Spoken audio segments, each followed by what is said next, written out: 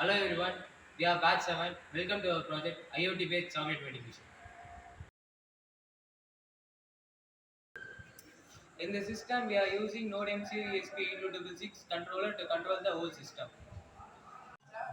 In the system, RFID, LCD display, servo motor are connected with Node MCU ESP8266.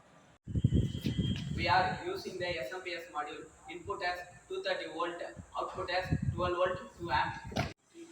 The output of SMPS 12 volt 2 amps. The buck converter converts 5 volts 1 amps. In our system, we are using Blink software for monitoring our system.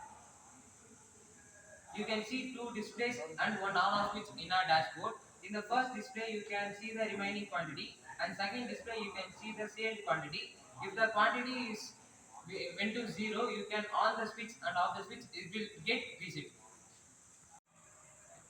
Let's see the working of our project.